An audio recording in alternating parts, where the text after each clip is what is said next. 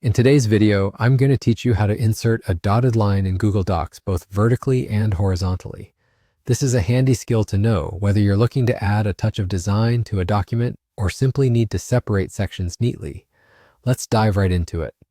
We'll start by creating a horizontal dotted line using the drawing tool.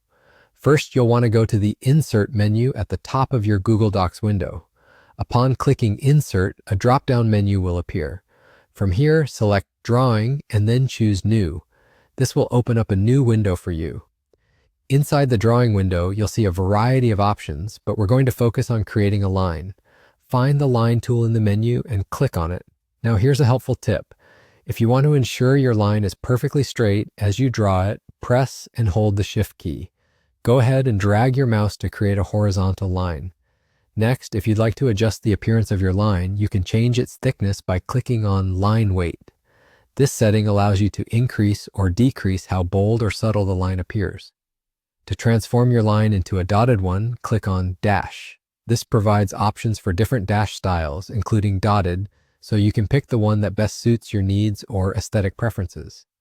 Once you're satisfied with your dotted line, you can click on Line to adjust its length as needed.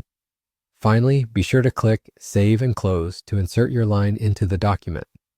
Now let's explore an alternative method to insert a horizontal dotted line directly. Start by clicking on Format in the menu bar. From here, navigate to Paragraph Styles. In the drop-down, click on Borders and Shading. This brings up a panel with a range of options. You'll want to select Bottom Border in this interface, which is where you can create a horizontal line.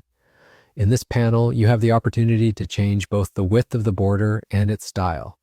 To make it dotted, simply click Border Dash and select the dotted line style that appeals to you.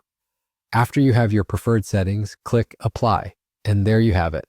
By following these methods, you've successfully learned how to insert dotted lines in Google Docs, both horizontally and vertically.